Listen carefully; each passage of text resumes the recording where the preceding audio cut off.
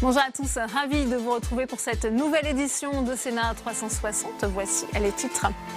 La droite sénatoriale ferme la porte à une commission d'enquête sur la pédophilie dans l'Église. La demande des socialistes a été rejetée. Les élus PS y voient une réponse politicienne. Ils faisaient pourtant suite à l'appel lancé par Témoignages chrétiens. Quand 90% des catholiques pratiquants y sont favorables, le débat est à suivre. Au lendemain du remaniement, Emmanuel Macron veut ouvrir une nouvelle page avec les Français. Le chef de l'État admet des maladresses et promet écoute et dialogue, alors que son nouveau ministre de l'Intérieur a provoqué un incident de séance hier au Sénat. Les LR ont quitté l'hémicycle. Analyse dans un instant. Avec ce nouveau gouvernement en priorité donnée aux collectivités territoriales, Jacqueline Gourault prend la tête d'un ministère de plein exercice. Objectif, retisser les liens avec les élus de terrain au moment où les départements s'interrogent de nouveau sur leur rôle et redoutent les fusions avec les métropoles. Le débat dans cette édition. Et je vous rappelle que vous pouvez réagir sur Twitter, le hashtag Sénat360 pour m'accompagner cet après-midi. On retrouvera Tam Tranui, salle des conférences, pour les réactions des sénateurs à l'actualité. Et puis Alexandre Poussard dans la tribune de presse de l'hémicycle du Sénat. Il suit pour nous la séance dans notre multiplex.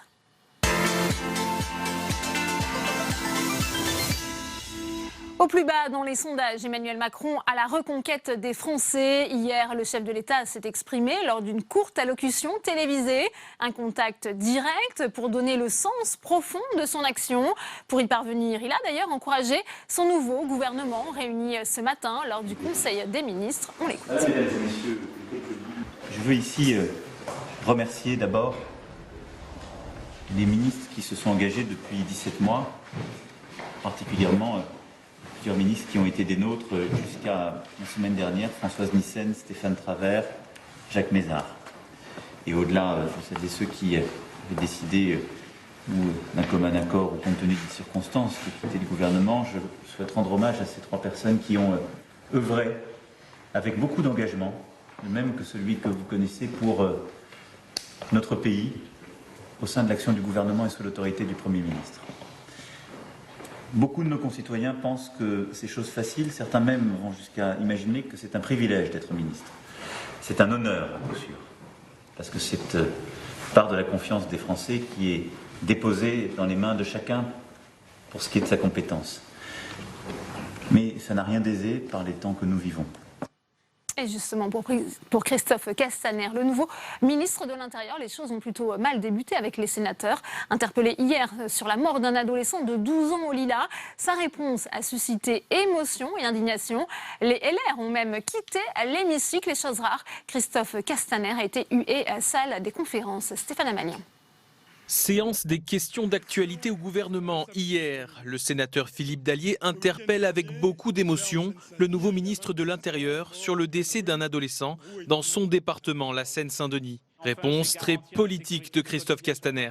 C'est pour cela, monsieur le sénateur, qu'après la suppression de 12 000 policiers et gendarmes en France, après le démantèlement de nos services d'information, nous nous sommes engagés, le gouvernement de la mandature précédente et ce gouvernement actuel, à recruter 10 000 policiers supplémentaires. Je suis sidéré par votre réponse, monsieur le ministre, sidéré, parce que vous n'avez pas compris le sens de ma question.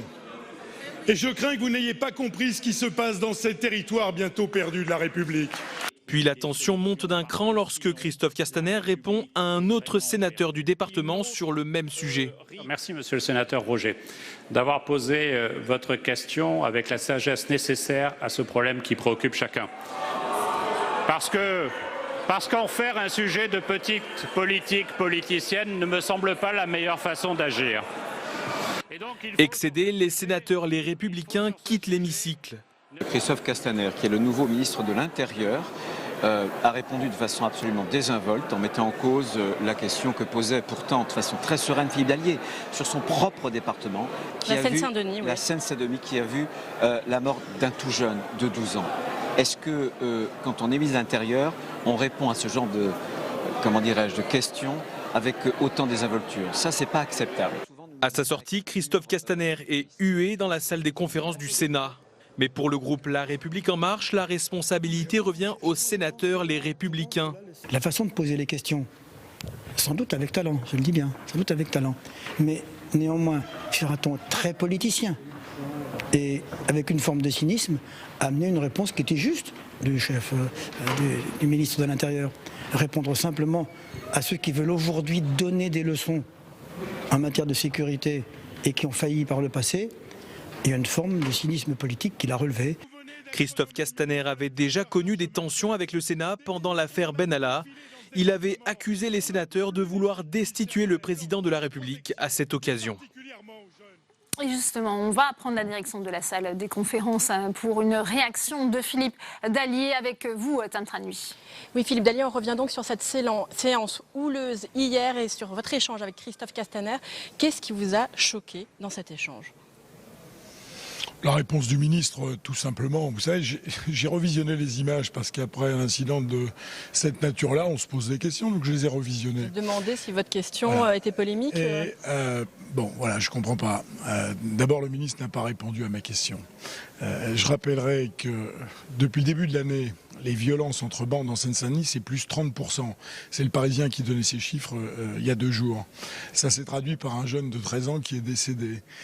Ce département est parti à la dérive. Je ne suis pas tout seul à le dire. Tous les parlementaires de Seine-Saint-Denis, de droite et de gauche, ont rencontré le Premier ministre pour le lui dire. Oui. Fin septembre, voilà, le 26 septembre dernier. Je l'ai redit dans ma question. Et nous attendons du Premier ministre parce qu'il nous a dit qu'il allait revenir vers nous pour discuter de ces sujets et voir ce que le gouvernement pouvait faire. Donc c'était ça le sens de ma question. C'est là-dessus que j'ai terminé. Et je me suis pris de la part du ministre de l'Intérieur un revers à côté de la plaque. Voilà. Alors, ouais, soit il n'a pas compris. Politique, politicienne, justement, alors qu'il vous accuse justement d'avoir eu une question politicienne. J'ai eu, mais politicienne, qu'est-ce que ça veut dire? Il y a un gamin de 13 ans qui est décédé et donc on n'a pas le droit d'en parler, on n'a pas le droit de poser les questions. Vous croyez que les parents en Seine-Saint-Denis ne se demandent pas ce qui peut arriver à leur gamin à tout moment du jour et de la nuit? Qu'est-ce que ça veut dire de me qualifier ma question de cynique? Franchement, c'est honteux. Vous savez, moi je vis dans ce département depuis 50 ans et je l'ai vu se transformer ce département et je le vois partir à la dérive et je n'aurais pas le droit en tant que parlementaire d'interroger le gouvernement. Et je ne l'ai pas fait, encore une fois, dans des termes qui auraient pu choquer. C'est pour ça que je n'ai pas compris. Vous avez rappelé que vous aviez été reçu par le Premier ministre, qu'il y avait eu des choses de faites par le gouvernement. J'ai en quelque sorte, à la fin de la question, tendu la perche. J'aurais voulu que ce soit le Premier ministre qui me réponde et qui nous dise « Oui, je vous ai écouté, je vous ai entendu. On va regarder tout cela ensemble et voir ce que le gouvernement peut faire. » Et au-delà de ça, Castaner a plutôt mis sa casquette de président de la République En Marche pour me renvoyer dans mes buts. Bon, ben voilà, j'ai pas compris, mais je suis pas le seul à ne pas avoir compris. J'aime autant vous dire que l'immense majorité de mes collègues, à part Patria peut-être, mais l'immense majorité de mes collègues de droite comme de gauche, qui m'en ont parlé après, m'ont dit que eux non plus n'avaient pas compris. Ce n'est pas de très bon augure pour les nouvelles relations avec le ministre de l'Intérieur, selon vous ? Écoutez, on va refermer cette parenthèse et moi je ne souhaite qu'une chose, c'est qu'effectivement le gouvernement de la République regarde la situation telle qu'elle est et en tire les conséquences qu'il faut en tirer. Ce département, il est parti à la dérive depuis 20 ans, 30 ans. J'ai pas mis en cause le gouvernement actuel qui est là depuis 18 mois. Personne n'a fait ça. Voilà. Alors peut-être que Castaner l'a ressenti tel quel, mais je n'ai pas dit cela. Et ce que je veux, c'est qu'enfin on regarde la Seine-Saint-Denis pour ce qu'elle est, avec des citoyens qui ont le droit à la protection de l'État, mais qui voient aujourd'hui qu'effectivement, que ça soit dans nos commissariats, au tribunal de Bobigny et même dans nos écoles, eh bien, ça ne va pas. Voilà. Je veux simplement qu'on regarde cette réalité en face. Vous êtes à nouveau à l'offensive. Vous n'êtes plus dans la colère, la déception peut-être qu'il y avait hier. Hier soir, oui, c'était de la colère hier parce que voilà, je n'aurais pas imaginé que ma question puisse susciter une réaction comme celle-là. Voilà, maintenant c'est passé, c'est terminé. Ce que je veux, c'est que le ministre de l'Intérieur regarde les choses en face et en tire les bonnes conclusions. C'est tout ce qui m'importe pour nos concitoyens. Eh bien, merci beaucoup Philippe Dallier d'avoir répondu à mes questions. Et vous attendez donc les réponses réelles du Premier ministre à cette question que vous posiez sur la Seine-Saint-Denis. Merci à vous, Tam, pour cette réaction au Sénat. Le texte de réforme de la justice poursuit son examen. La séance doit reprendre dans quelques instants. On vous retrouve justement, Alexandre Poussard. Vous êtes dans l'hémicycle. Sur quel thème va reprendre cette séance ? La séance va reprendre sur la réforme de la justice. Et les sénateurs vont aborder le dernier point fort de cette réforme, la fusion entre les tribunaux d'instance et les tribunaux de grande instance.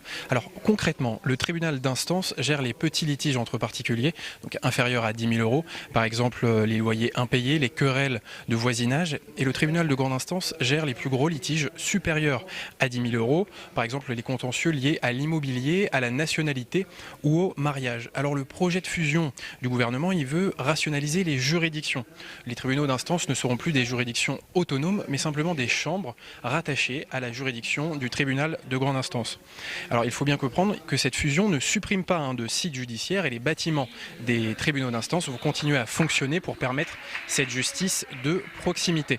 Alors la garde des Sceaux, elle veut garder plusieurs tribunaux de grande instance par département et c'est là où il y a un désaccord avec la commission des lois du Sénat qui veut aller plus loin dans la réforme en ne gardant qu'un seul tribunal par département, un tribunal qu'ils appelleront le tribunal de première instance et qui gérera à la fois les petits et les gros litiges entre particuliers.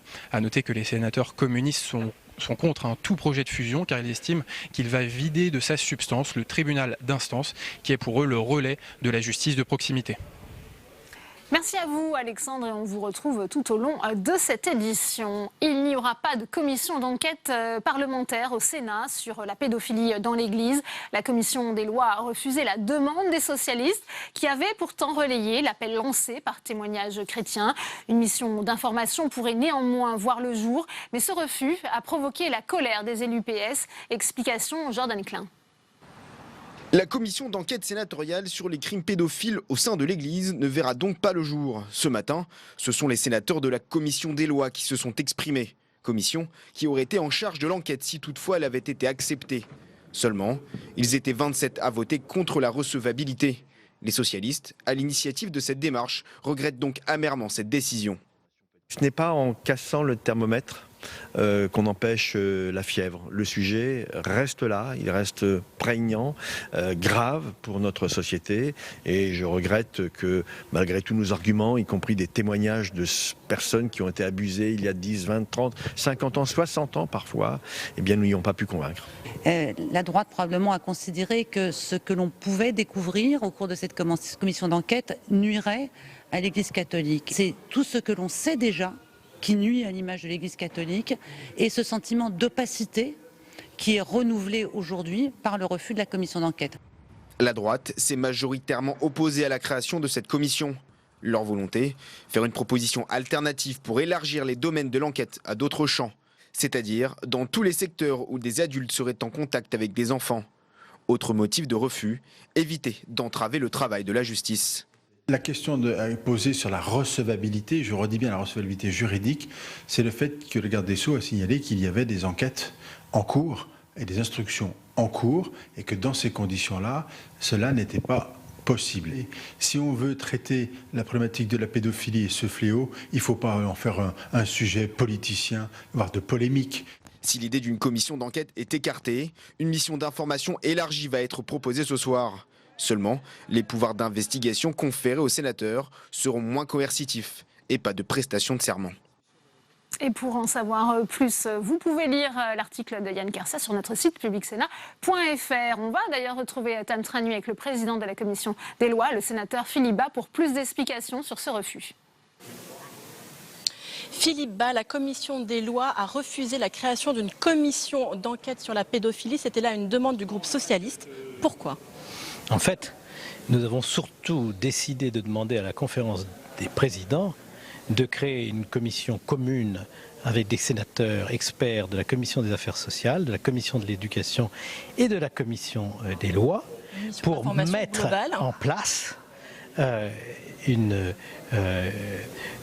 examen approfondi de la situation dans l'accueil des enfants dans toutes les structures françaises pour voir comment les procédures sont mises en place pour prévenir la pédophilie, les crimes pédophiles, pour les détecter, les signaler, pour assurer le contrôle de toutes ces organisations recevant de la jeunesse, parce que notre sujet à nous, c'est de faire en sorte que tous les enfants de France qui sont exposés à un danger parce qu'ils sont accueillis dans une collectivité puissent être protégés efficacement. C'est un de mes combats de longue date. J'ai présenté la loi de 2007 sur la protection de l'enfance. Pendant 10 ans, J'ai été en charge de la protection de l'enfance dans mon département, la Manche, et j'ajoute que c'est la commission des lois du Sénat qui a mis en place l'année dernière la mission de Marie Mercier sur les violences sexuelles à l'encontre des mineurs et que nous avons fait une proposition de loi à la suite de cette mission. Vous avez donc travaillé sur ce sujet.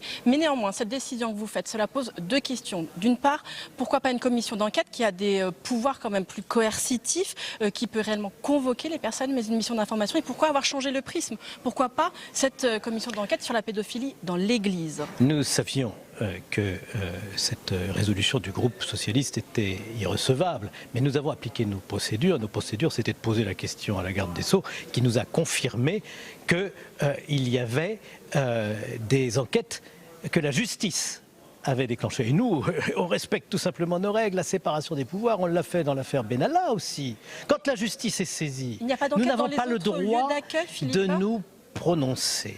Et en réalité, du coup, ça fermait la voie à la structure juridique de la commission d'enquête. Mais vous savez, ce que nous proposons, ça n'est pas moins important, ça n'est pas moins approfondi. C'est ce qu'on a fait pour le Mediator. C'est ce qu'on a fait pour le naufrage de l'Erika, c'est ce qu'on a fait dans le scandale de l'amiante, et ça nous permet de mettre à jour tout ce qui ne va pas et de faire émerger des propositions. En l'occurrence, le seul souci que nous devons avoir, et qui est partagé, je crois, alors là vraiment par les sénateurs de tous les groupes politiques, c'est de faire en sorte qu'on améliore le niveau de protection de nos enfants lorsqu'ils sont pris en charge par des collectivités et donc exposés à des adultes, et que par conséquent, il faut mettre en place des procédures, des règles pour prévenir les abus sexuels, pour les détecter quand ils ont lieu et pour faire en sorte que leurs auteurs soient aussitôt poursuivis et pour qu'il y ait des contrôles, quelle que soit la nature de ces structures qui accueillent des enfants. Est-ce que vous voyez déjà que le refus de la commission d'enquête va être interprété par certains comme une volonté peut-être de protéger l'Église, peut-être de répondre à une partie de votre électorat catholique? Mais je vais vous expliquer exactement les choses. Cette proposition telle qu'elle était préparée nous conduisait tout droit dans une impasse.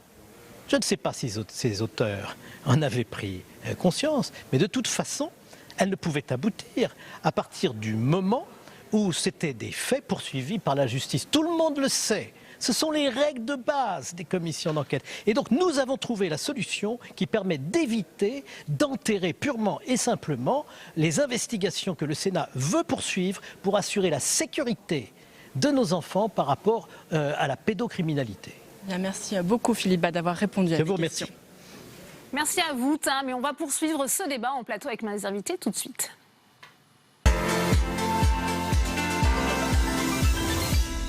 Et j'ai le plaisir d'accueillir Marie-Pierre de La Gontrie. Bonjour, merci d'être avec nous, sénatrice socialiste de Paris. Également sur ce plateau, Françoise Gatel, bienvenue à vous. Vous êtes sénatrice centriste d'Ille-et-Vilaine. J'accueille également Christine Pedotti. Merci d'être avec nous. Vous êtes directrice de la rédaction de Témoignages chrétiens, à l'origine de cet appel, de cette pétition pour l'ouverture d'une commission d'enquête parlementaire sur les crimes pédophiles au sein de l'Église catholique. Et puis, le père Daniel Duigou est également avec nous. Bonjour, vous êtes prêtre à l'Église Saint-Méry à Paris. Première question pour vous, Marie-Pierre de La Gontrie. On a entendu diverses réactions. Vous, comment avez-vous réagi ce matin à ce vote de la Commission des lois ? Je regrette que des arguments juridiques qui m'ont paru pas tout à fait solides s'opposent à la création de cette commission d'enquête. Moi, je suis juriste de formation, je suis avocate, et donc, évidemment, j'ai regardé ce texte avec beaucoup d'attention et de précision, car je pense qu'il est très important de respecter nos règles, la Constitution, etc. Bon. Et donc, rien ne s'opposait à ce qu'une commission d'enquête soit créée. Et d'ailleurs, j'écoutais le président de la commission des lois à l'instant, un grand nombre d'exemples d'affaires ayant fait l'objet de poursuites judiciaires ont néanmoins fait l'objet de commissions d'enquête par le passé. Donc, ce que je regrette, c'est que ce matin, j'ai eu le sentiment d'une forme de prétexte de la part de la majorité du Sénat, puisqu'en fait, il se trouve que le vote a été très net et que la majorité du Sénat a tous ensemble, sans exception, refuser cette commission d'enquête. Donc je pense que c'est à la fois évidemment dommage, mais c'est dommage à deux titres. C'est dommage parce que le Sénat avait montré son utilité aux Français qui ne le connaissaient pas au moment de l'affaire Benalla et comment nous pouvions enquêter de manière très rigoureuse, et Dieu sait si pourtant nous avons été suspectés et surveillés. C'est dommage parce que c'était un droit de l'opposition de demander cette commission d'enquête. On rappelle effectivement que c'est partie du droit de tirage. Voilà, et que l'argument juridique pour empêcher l'opposition d'exercer ce droit de tirage est toujours un mauvais signe. Mais surtout, c'est dommage parce que cette commission d'enquête, qui n'était pas à l'origine une initiative du groupe socialiste, je veux dire que, mais ici, Christine Pedotti pourra l'expliquer, était apparue comme nécessaire, comme d'ailleurs dans tous les pays qui ont enfin réussi à lever le couvercle sur les sujets de pédocriminalité dans l'Église, il faut un tiers. Et ce tiers aurait pu être... C'était un formidable hommage au Sénat de se tourner vers nous pour faire ce travail. Eh bien, nous n'avons pas, du coup, saisi cette occasion et c'est vraiment dommage. Oui. Françoise Gatel, les centristes ont mis leur veto à la création de cette commission d'enquête. Pourquoi ? Moi, j'ai l'impression qu'on ne parle pas de la réunion de la commission à laquelle j'ai été ce matin comme mon éminente collègue. L'information que donne Marie-Pierre de la Gontrie, moi je la conteste dans sa présentation puisque je suis navrée. La commission des lois a proposé une mission d'enquête qui associe non seulement une mission d'information. Pardon, voilà. La différence, c'est que quand on est en enquête, on convoque les gens qui ne peuvent pas refuser. Mais en tout cas, nous n'avons pas...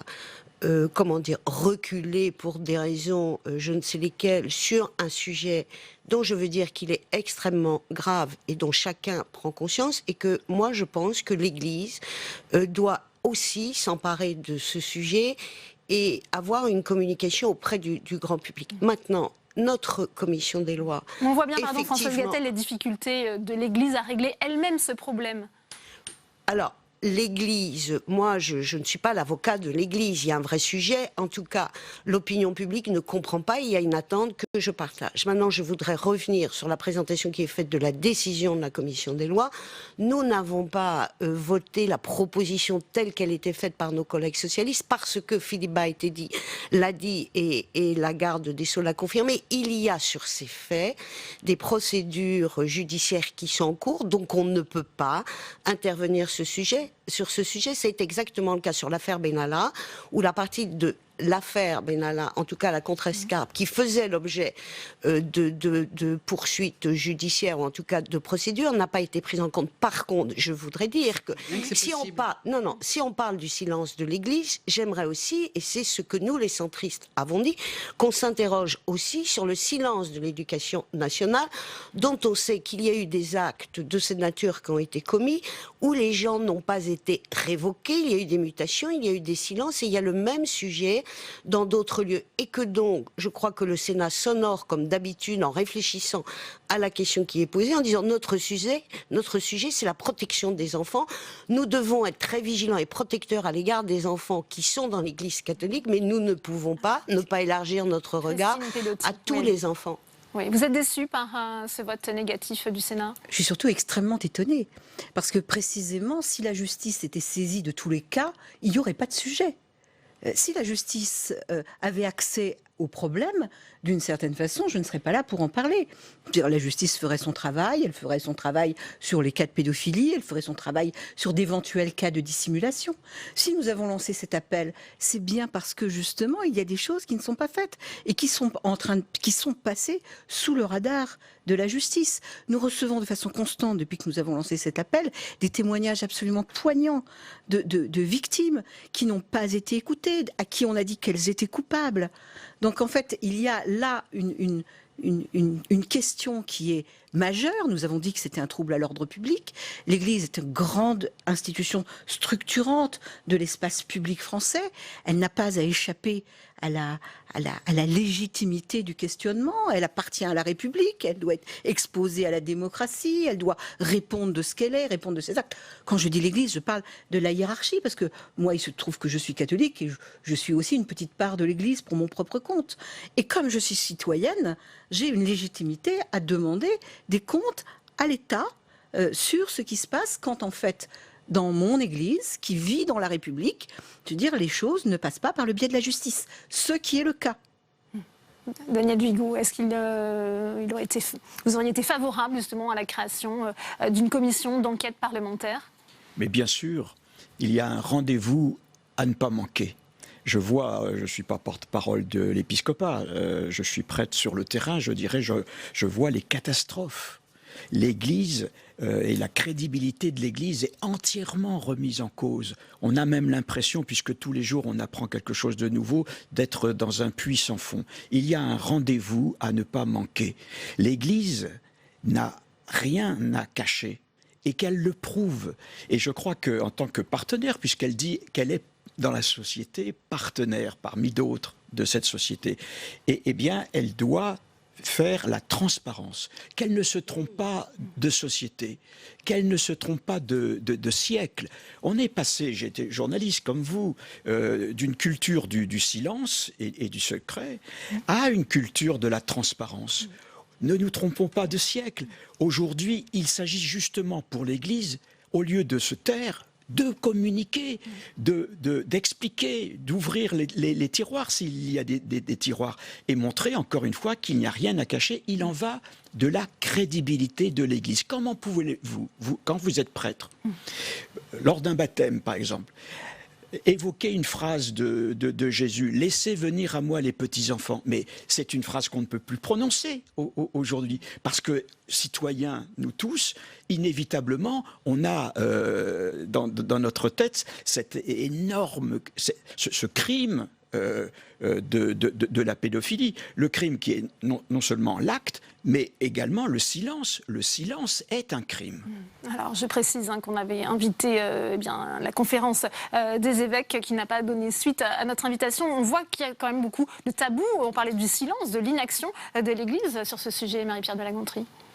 Écoutez, ça c'est effectivement quelque chose qui est très frappant et c'est aussi ce que j'ai ressenti. Ma collègue Françoise Gatel disait nous n'avons peut-être pas assisté à la même réunion. Nous sommes dans quand je dis nous, les Français, moi j'ai été baptisée mais je ne suis pas pratiquante ni croyante, mais nous sommes dans une situation où tous les milieux qui ont à travailler avec les enfants ou qui sont en lien avec les enfants ont eu à faire face, plus ou moins tardivement, à la mise en place de procédés pour lutter contre ces phénomènes terribles. On peut considérer que ce qui a été mis en place est imparfait, sûrement. Mais, et Françoise Gatel le sait car nous en avons parlé souvent, pour autant, l'Église est dans une situation qui est particulière. C'est-à-dire que l'école, enfin l'éducation nationale ou les associations de jeunesse, même s'il y a visiblement des choses qui ne sont pas parfaites, elles ont mis en place des systèmes de prévention, de sanctions, de détection, etc. Pourquoi, encore une fois, est-ce que ce n'est pas possible au sein de l'Église ? Ce qui apparaît, en tout cas, c'est pour ça que je prenais l'exemple des pays étrangers, c'est que s'il n'y a pas un tiers qui intervient, c'est extrêmement difficile, semble-t-il, pour l'Église de le faire elle-même. Et pour autant, moi je me suis replongée dans les textes que je ne connaissais pas, mais la parole du pape, enfin de Benoît XVI d'abord, puis du pape François, qui bouge sur ces sujets-là. Mais ça ne suffit pas. Pour autant, d'ailleurs, vous le dites vous-même, vous avez convié la conférence des évêques. Pourquoi ne sont-ils pas autour de la table ? Donc c'est un petit peu ça la difficulté. Et donc c'est une occasion manquée, oui. Françoise Gatel, ça pourrait aussi donner l'impression, le refus du Sénat de vouloir couvrir aussi l'Église catholique. Oui, mais très sincèrement, alors je me trouve un peu seule pour défendre un point de vue différent, mais je crois que j'ai été très claire sur le fait que ces crimes de pédophilie sont juste inacceptables, quel que soit le milieu. C'est encore plus grave dans l'Église catholique, et je partage ce que vous disiez. L'Église est dans le monde et elle doit accepter aujourd'hui de vivre avec ce qu'est notre société, cette attente de clarté, de transparence. Et je crois même que dans son propre intérêt, l'Église devrait être beaucoup plus transparente et beaucoup plus claire. Moi, je ne porterai pas de jugement sur ce que fait l'Église ou pas. On m'a dit qu'il y avait une conférence des évêques très prochainement, que lors de cette conférence, les évêques allaient recevoir des victimes, ont-ils dit, qu'il y aura une parole en novembre. Mais que, très sincèrement, moi, je suis très gênée par ce qu'on transmet comme message. C'est-à-dire, là, on laisse tous entendre, sauf moi, pardonnez-moi, que le Sénat a juste refusé de s'intéresser au sujet. Mais très sincèrement, le Sénat n'a pas refusé, il a proposé une réponse différente, encore une fois, même si tous les cas, madame, que vous évoquez ne font pas l'objet de procédures judiciaires, il y a un certain nombre de procédures judiciaires qui fait que juridiquement, on ne peut pas, et qu'il ne faut pas laisser croire, il ne faut pas laisser croire aux gens que le Parlement est un tribunal. Maintenant, la réponse que nous avons apportée, c'est oui à l'interrogation, oui à la nécessité pour le Parlement de s'intéresser à cela, dans un format qui n'est pas celui proposé par les socialistes, mais qui est élargi, parce que nous irons voir aussi dans les associations et à l'éducation nationale. On voit bien la volonté du Sénat d'élargir et de proposer une mission d'information. La majorité du Sénat. Oui. Là, moi, je vois deux choses dans cette commission. D'abord, je ne vais pas bouder le fait qu'il y a quelque chose qui va être mis en place. Et nous allons être extrêmement vigilants et savoir ce qui s'y passe. Il reste que, d'une certaine façon, par rapport à la demande très aiguë, très urgente que nous avions, et là je partage évidemment le point de vue du père Dugout, c'est que, à la fois, ça n'est pas une commission, ça n'est plus sur la spécificité de ce qui se passe dans l'Église. Et la spécificité de ce qui se passe dans l'Église, c'est le silence, c'est l'étouffement des choses, c'est l'incapacité d'en parler. Ça, c'est très spécifique pour des raisons que je peux exposer, qui tiennent à ce que c'est que le lien entre un prêtre et les jeunes auxquels voilà, l'abus, etc. Enfin, il y a des dimensions sacrées, il y a des dimensions de filiation. Le prêtre dit qu'il est le père, l'Église dit qu'elle est la mère, l'évêque dit qu'il est le père du prêtre. Enfin, tout ça, ça n'existe pas dans l'éducation nationale. Donc c'est quand même des choses qu'il faut prendre en compte de façon sérieuse, parce que c'est des choses symboliques très lourdes. Donc déjà, on descend d'un étage, on dit, non, on va faire sur tous les cas de pédophilie, comme s'il n'y avait pas de spécificité dans l'Église, première chose. Et ensuite, on ne va pas être dans le cadre d'une mission parlementaire, mais on va être dans le cadre d'une mission d'information. Donc, je veux dire, moi, je dis que je ne suis pas sûre qu'on ait une réponse. On rappelle quand même, il y a des différences. Une commission d'enquête et une mission d'information, notamment en ce qui concerne la convocation des personnes. Oui, est-ce que la nation a une réponse, est-ce que les représentants de la nation ont une réponse à la hauteur de la question ? Et à la hauteur de l'inquiétude des familles, à la hauteur du malheur des victimes, à la hauteur de ce qui est en jeu. Oui. Père Duvigo, vous souhaitiez réagir notamment sur cet aspect peut-être d'inaction aussi au sein de l'Église qui contribue peut-être à accentuer les interrogations Alors il y a un phénomène institutionnel qui est vrai dans toutes les institutions.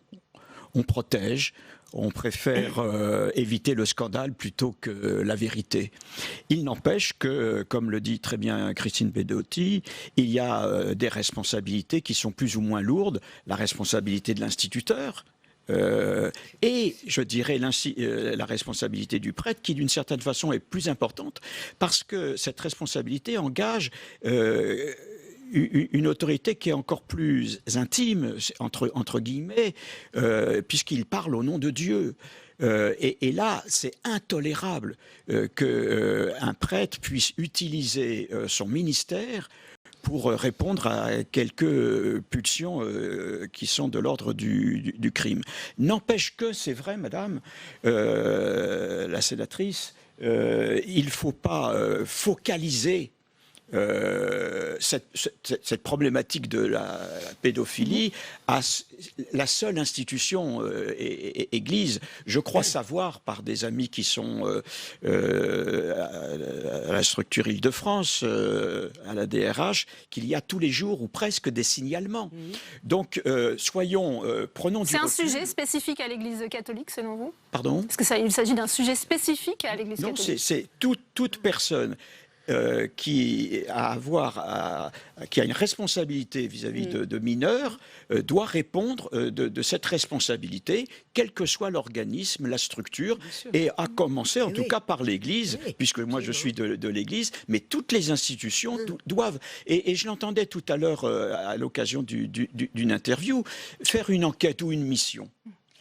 C'est non seulement vérifier, mais c'est aussi, je crois, faire tout un travail de pédagogie, d'anticiper, de mobiliser les responsabilités. Rappelez-vous, il y a quelque temps, je ne sais pas, c'était le problème de l'inceste. Et ça concernait d'abord les familles. car c'est une institution parmi d'autres institutions qui savait garder le silence pour un certain nombre de choses. Eh bien, aujourd'hui, c'est de la pédophilie, eh bien que toutes les institutions et qui peuvent, d'une certaine façon, au niveau inconscient, représenter une famille, eh bien, regardent la vérité en face, regardent ce qui se passe réellement et anticipent pour prendre les précautions nécessaires pour éviter que dans le futur, on continue comme ça. Marie-Pierre de La Gontrie, on a parlé de la question de la séparation des pouvoirs. Certains estiment aussi que ça aurait pu être une atteinte à la séparation entre l'Église et l'État, de trop s'immiscer dans le fonctionnement interne de l'Église. Mais il y a une grande confusion intellectuelle à penser cela, parce que l'Église est dans la cité. Ce n'est pas parce qu'on parle de l'Église que pour autant les lois de la République ne s'appliquent pas. Et d'ailleurs, je me voilà à citer le pape pour la deuxième fois. C'est bien ce qui a été dit par Benoît XVI en 2011, lorsqu'il a écrit, je ne sais plus comment s'appelle ce document, dans le monde entier, que désormais il fallait prendre en compte les lois des pays dans lesquels se trouvaient les représentants de l'Église catholique. Donc c'est une formule, c'est vrai, qui est assez jolie, c'est-à-dire que le pardon, certes, mais il y a d'abord, il y a la sanction pénale éventuelle. Donc il faut cesser. C'est terrible parce que la question que vous posez, c'est une question qui vient à l'esprit de beaucoup. Et c'est tout le problème. C'est-à-dire, au fond, laissons l'Église gérer son problème, comme si les enfants concernés n'étaient pas dignes de la protection des lois françaises. C'est terrible. Donc, et moi, ce que je crains, c'est le signal qui est donné aujourd'hui à toutes les victimes qui n'ont pas parlé. C'est aussi ça, moi, qui me paraissait intéressant. C'est que la presse en parle. Et c'est cette reconnaissance. Vous savez, j'ai lu quelque part un témoignage qui disait je me suis posé la question de parler. La prescription était presque acquise et je n'avais pas encore trouvé le moyen d'en parler à ma mère. Donc, encore une fois, ouvrir des portes, ouvrir des possibilités de parler. Vous entendez ces arguments, Françoise Gatel? Oui, mais j'entends ces arguments, mais quelqu'un peut-il entendre ce que je dis et ce que nous avons fait? Très sincèrement, je pense que personne ne peut dire que, alors appelons ça la majorité sénatoriale, en tout cas les sénateurs qui étaient là, parce que ça relève plutôt de la conscience que de la posture politique, et peut-être que j'ai un écart là-dessus avec mon éminente collègue. Je dis, est-ce que quelqu'un peut dire que le Sénat a rejeté toute la proposition qui était faite? Non, mais parce que nous sommes ici au Parlement et parce que nous considérons que la pédophilie est un crime, la pédophilie à l'encontre d'un enfant catholique est extrêmement grave. Elle est tout aussi grave pour un enfant qui est dans n'importe quelle autre structure où il y a une relation d'autorité. Et c'est tellement vrai que nous avons conduit cette mission sur les infractions sexuelles à l'encontre des mineurs et que quand j'ai proposé ma loi sur la proposition de loi sur les écoles privées hors contrat, j'ai fait introduire, et ça a été voté au Sénat comme à l'Assemblée, tout un volet de protection de l'enfance pour s'assurer que dans toutes les écoles privées hors contrat, qu'elles soient confessionnelles ou pas, on s'assure que les gens qui étaient en relation avec les enfants avaient des casiers judiciaires qui étaient vierges et qu'on était vraiment tout cas, on apprend que les députés de La République En Marche pourraient reprendre à leur compte, à travers leur droit de tirage, cette demande de création de commission d'enquête à l'Assemblée nationale. Christine Pedotti. En tous les cas, nous avons reçu un accueil, et là je veux faire un véritable hommage à la façon dont notre appel a été accueilli par le groupe socialiste, que nous ne cherchons pas spécifiquement, nous n'avons pas fait des choix politiques, nous avons été reçus par ceux qui nous ont accueillis. En l'occurrence, c'était au Sénat et c'était le groupe socialiste et républicain, et je leur en suis très reconnaissante. Que la balle soit rattrapée ensuite à l'Assemblée nationale, pourquoi pas? D'ailleurs, on a vu dans l'affaire Benalla qu'il y avait eu 2 commissions qui avaient cohabité, l'une à l'Assemblée nationale, l'une au Sénat. On peut envisager que le Sénat ait une mission d'information et que l'Assemblée nationale, elle, aille vers une commission d'enquête s'il lui semble que les conditions juridiques sont réunies. Voilà, parce que j'ai un peu de mal à entendre les arguments de Madame la sénatrice, pardonnez-moi, parce que si c'est une question de conscience, il me semble que les consciences ont été politiquement très alignées quand même. Madame, moi je ne peux pas vous laisser dire ça. Je ne peux pas vous laisser dire que la balle est perdue par le Sénat.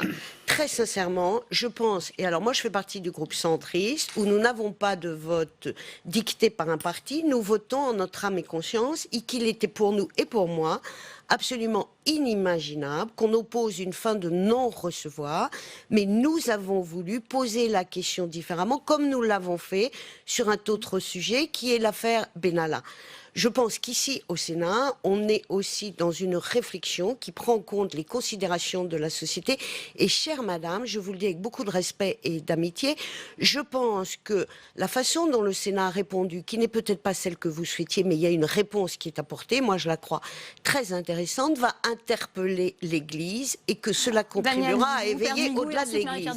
Oui, justement, je crois qu'au niveau de la société, on assiste actuellement à une véritable révolution, libération de la parole. On le voit dans d'autres domaines, notamment à propos des femmes. C'est la parole maintenant qui devient une autorité, mais pas pour dire n'importe quoi et n'importe où. La parole qui se libère aujourd'hui, et vraiment c'est un phénomène de société aujourd'hui, suppose qu'il y ait un cadre. Vous parliez du tiers.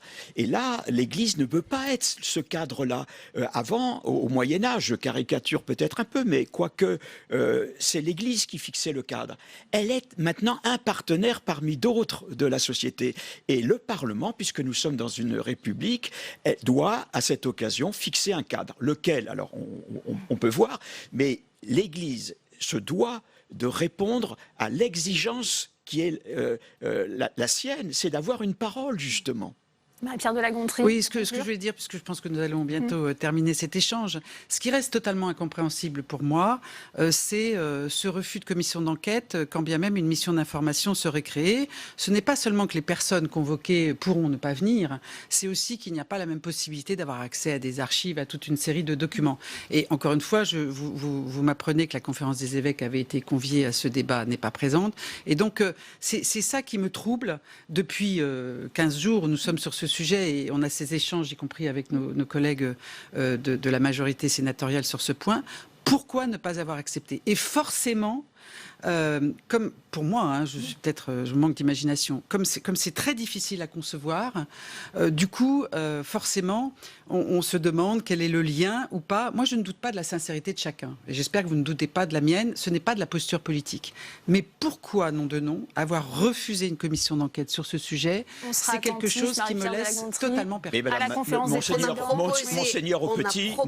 Monseigneur au Petit avait déclaré qu'il ne s'y opposait pas. Je ne suis pas le porte-parole, mais je dois le dire. Mais le Sénat peut réfléchir et apporter une proposition qui est une réponse aussi. Merci. Merci à tous les quatre d'être venus sur ce plateau pour en débattre. Dans le reste de l'actualité, au Sénat, aujourd'hui, il y a un débat en ce moment dans l'hémicycle, un débat qui a lieu un peu plus tôt cet après-midi sur justement le Conseil européen et on parle Brexit cet après-midi, Alexandre Poussard. Et oui Delphine, on a parlé Brexit et on a bien compris lors de ce débat que c'est la question de l'Irlande du Nord qui bloque les négociations entre le Royaume-Uni et l'Union européenne. Le problème de ce Brexit, c'est qu'il va acter le retour d'une frontière entre l'Irlande du Nord qui fait partie du Royaume-Uni et la République d'Irlande qui fait partie de l'Union européenne. Alors le retour de cette frontière, il est impensable en Irlande compte tenu de l'histoire des Irlandais, mais les négociateurs ont trouvé une solution de dernier recours en cas d'absence d'accord, une solution qu'ils appellent filet de sécurité ou backstop. Il s'agirait de maintenir l'Irlande du Nord dans l'union douanière de l'Union européenne pour permettre la circulation des biens et des personnes dans toute l'Irlande. Et les deux parties dans ces négociations ont été vraiment tout proches de trouver un accord. On écoute Nathalie Loiseau, la ministre des Affaires européennes, sur ce point. Alors que vendredi soir, l'accord paraissait atteint, les négociateurs britanniques ont fait savoir dimanche qu'ils n'avaient pas de mandat politique pour poursuivre dans cette voie. Certains à Londres expriment aujourd'hui des difficultés à accepter le backstop et la discussion se poursuit par ailleurs entre ceux qui sont favorables à une union douanière limitée dans le temps et ceux qui la refusent, à Londres toujours. C'est donc à Londres que les Les négociations bloquent et les sénateurs ont souligné l'unité des 27 membres de l'Union européenne dans ces négociations, une unité de l'Union européenne qui est à remarquer. Alors en réalité, tout le monde se prépare déjà à une absence d'accord, à un no deal sur le Brexit et la France va bientôt déposer au Parlement des ordonnances pour prévoir toutes les mesures à prendre en cas de Brexit sec. Alors une absence d'accord qui aurait des conséquences désastreuses pour l'économie. On écoute Christian Cambon, le président de la Commission des Affaires étrangères du Sénat, sur ces conséquences. Nos ports français sont en première ligne. On vient de calculer que les investissements à réaliser représentent par exemple un investissement de 25 millions d'euros pour le seul port de Dunkerque. À Douvres, on estime qu'un allongement du délai de passage des camions de 2 minutes pourrait déclencher un embouteillage de près de 30 km. Le secteur automobile à lui seul, c'est chaque jour 1100 camions qui traversent la Manche de l'Union européenne vers le Royaume-Uni. Je vous laisse réfléchir aux conséquences que tout cela aurait. Alors au total, une absence d'accord sur le Brexit aurait un impact économique de 16 milliards d'euros pour le Royaume-Uni et de 44 milliards d'euros pour l'Union européenne. C'est dire tout l'enjeu de ce Conseil européen de demain. Merci à vous, Alexandre. Au plus bas dans les sondages, Emmanuel Macron à la reconquête des Français. Hier, le chef de l'État s'est exprimé lors d'une courte allocution télévisée. Un contact direct pour donner le sens profond de son action. Pour y parvenir, il a d'ailleurs encouragé son nouveau gouvernement ce matin. C'était lors du Conseil des ministres. Écoutez. Parfois, par ma détermination ou mon parler vrai, j'ai pu déranger ou choquer certains. Et j'entends les critiques. En 12 minutes, Emmanuel Macron a tenté hier de clore le chapitre d'une rentrée difficile. Une allocution télévisée au ton solennel qui n'a pas convaincu l'opposition. Il a parlé pour ne rien dire. Il a parlé pour dire aux Français « je vous parle ». Mais il n'y a pas eu grand-chose de plus. Il a reconnu qu'il avait quelques défauts, mais qui étaient en fait les défauts de ses qualités. Moi, ça me laisse une impression en demi-teinte, un peu d'ailleurs comme... La lumière de cette émission qui était un peu sombre, mais j'ai le sentiment que si le remaniement avait été suffisamment parlant par lui-même, peut-être qu'une telle intervention inhabituelle après un remaniement n'aurait pas été nécessaire. Pas de changement de cap, a martelé le président, mais il promet un sursaut écologique. Le gouvernement, dit-il, va prendre des décisions historiques dans les semaines à venir, sans préciser lesquelles. Je crois que sur l'environnement en général, on sait qu'on peut produire du discours assez facilement, on en fait tous, mais que c'est dans les mesures et notamment dans les engagements financiers que se fait la différence. Donc moi, je vais regarder attentivement. Emmanuel Macron a dit vouloir s'adresser régulièrement aux Français dans les temps à venir. Mais après le discours, doit venir le temps de l'action, prévient l'opposition. Et on continue les réactions à cette allocution présidentielle et à ce remaniement avec vous. Tam Tranui, vous êtes avec le sénateur LR de Paris, Pierre Charon. Oui, Pierre Charon, qu'avez-vous pensé de cette déclaration, de cette allocution présidentielle hier, 12 minutes, enregistrée et diffusée dans la soirée? Écoutez, j'avais l'impression que le président de la République avait relu Le Guépard ou revu le film de Visconti, où on voit le prince Tancredi faire cette fameuse phrase: pour que tout change, il faut que rien ne change. Et c'est ce qu'il nous a dit. Je perçois le mécontentement des Français, mais j'en ai rien à faire, je garde le cap. Pas de changement de cap, a-t-il dit, pas de tournant. C'est ça le cynisme en politique. J'ai bien compris, j'entends, je vous entends, mais je m'en fous. Voilà. Ça marche pas très longtemps, ce genre de choses. Il a aussi dit qu'il avait compris que son parler vrai avait pu choquer. Il dit entendre les critiques. Est-ce que vous voyez là-dedans un mea culpa de la part du président de la République? Jupiter ne s'excuse pas. Enfin, madame, vous le sentez. C'est pas tellement le parler, il y a le parler puis les photos aussi. Enfin, il y a plein de choses qui lui sont reprochées, qui sont des détails, mais bout à bout, vous savez, c'est le fameux diable qui se trouve dans tous ces détails. C'est pas tout à fait bien de bloquer toutes les chaînes de télévision pour une intervention qui doit être solennelle. Pas de Marseillaise, il préempte toutes les chaînes. Le communiqué annonce l'arrivée de ministres et le départ d'autres, c'est pas très grave. Non, c'est pas ça la République française. Quand on rajoute la croix de Lorraine sur son logo, il faut en être digne. Et je crois qu'on n'est pas tout à fait là-dedans. Alors, on l'a dit, cette intervention, c'était là aussi pour expliquer le sens du remaniement. Comment voyez-vous justement ce remaniement qui a donc été annoncé hier matin par voie de communiqué? Eh bien, ça s'est très très mal passé hier, lorsque les questions sont arrivées au nouveau ministre de l'Intérieur notamment. J'avais jamais vu ça depuis que je suis sénateur, et mes anciens collègues non plus, à savoir que le ministre de l'Intérieur a déclenché le départ du groupe des Républicains et des Centristes, et on s'est retrouvé dans cette salle. Et lorsqu'il est parti, il a été sifflé et hué, le ministre de l'Intérieur, nouvellement nommé. Donc je crois que dans le casting, il y a un truc qui ne va pas bien. Vous faites référence à l'épisode de l'échange avec Philippe Dallier, alors que Philippe Dallier posait une question sur la mort d'un jeune homme lors d'une rixe en Seine-Saint-Denis. Absolument. Il y a eu un véritable décalage entre le ton de la question de Philippe Dallier et la réponse. Et la gravité. Et on a eu quelqu'un de dédaigneux qui visiblement nous l'a fait un peu à la kéké. Oui, donc vous pensez que le ministre de l'Intérieur risque de ne pas être à la hauteur de ses responsabilités, Christophe Castaner? Il a déjà descendu de la 2e à la 11e place. Alors ça, c'est le président Macron qui, dans le protocole, l'a descendu. Nous, on se charge du reste. Vous vous chargez effectivement de lui expliquer ce qu'est la République et comment il faut se comporter avec les parlementaires, juste avant une réforme constitutionnelle tant souhaitée par le président Macron. Un mot peut-être aussi sur le fait que finalement, donc, il y a eu simplement un communiqué pour ce remaniement, pas de discours de politique générale, mais finalement une allocution d'Emmanuel Macron pour ce remaniement.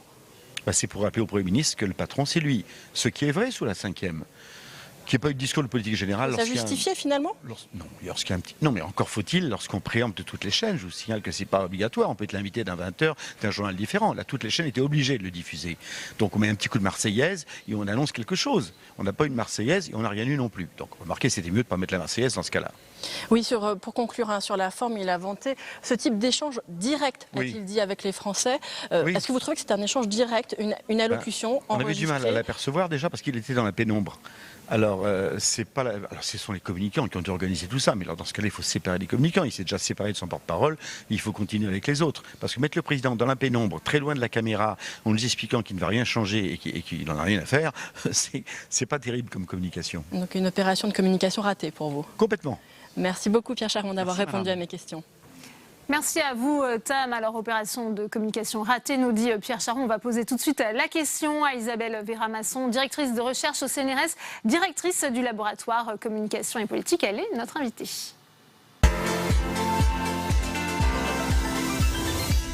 Bonjour Isabelle Véramasson, merci d'avoir accepté notre invitation. C'est un véritable exercice d'autocritique auquel s'est livré hier le chef de l'État. Est-ce que ça a fonctionné selon vous?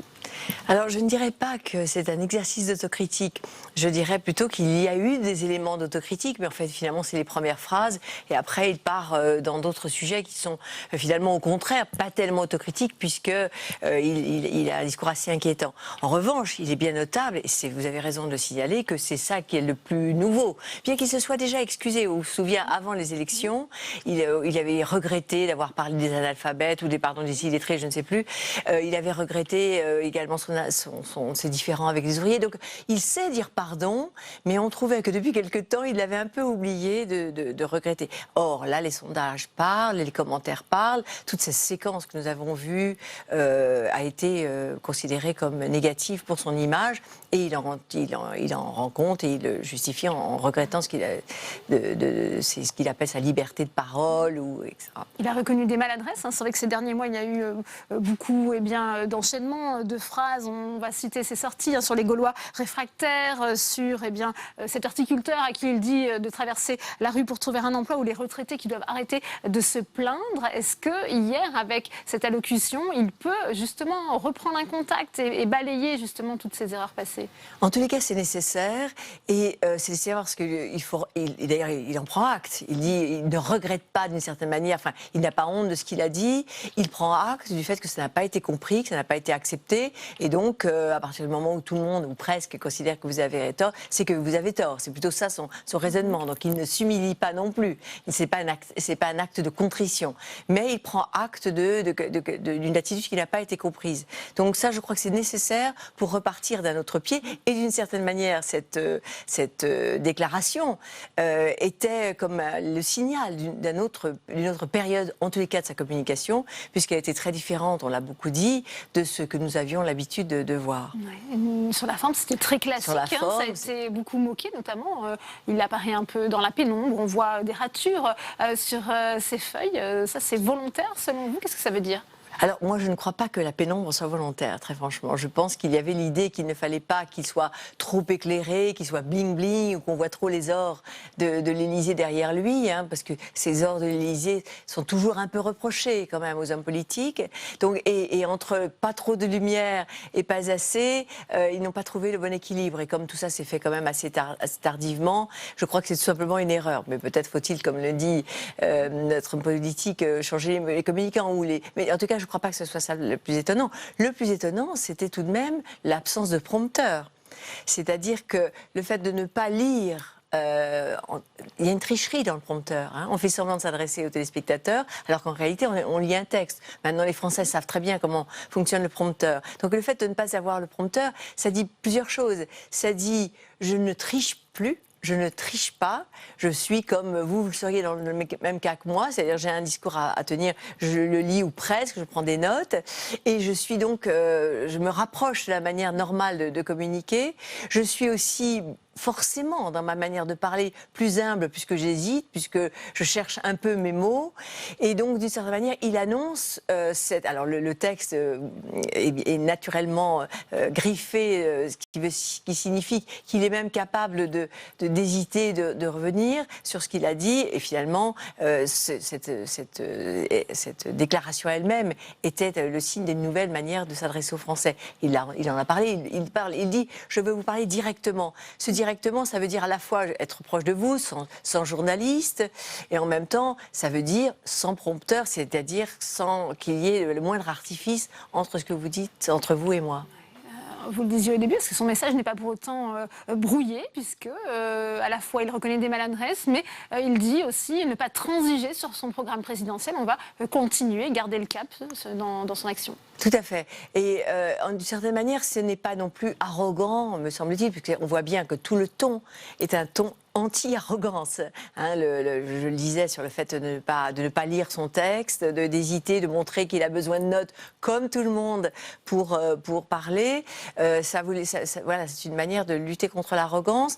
Dire « je continue », comme il l'a dit, c'est-à-dire avec un ton assez contrit. Enfin, je dirais, il n'y avait pas là il y avait de forfanterie en signifiant la règle, mais au contraire, une certaine modestie en disant, ben voilà, je crois qu'il faut continuer comme ça. Et de toute façon, la composition du gouvernement, le remaniement signifiait bien qu'il ne s'agissait pas de tout changer, donc il allait dans ce sens-là.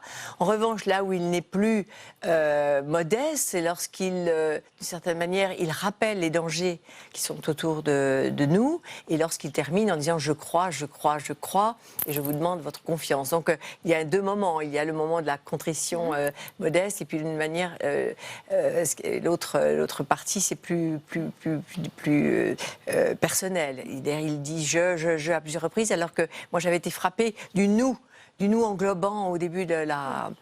Et je voulais terminer aussi par ce que vous faisiez remarquer sur les Gaulois. J'ai trouvé intéressant la formule qu'il avait, on appelle ça le retournement du stigmate, c'est-à-dire qu'on lui avait reproché d'avoir trouvé les Gaulois réfractaires, et là, il considère que les Français ne sont pas réfractaires, ils ont la force de refuser.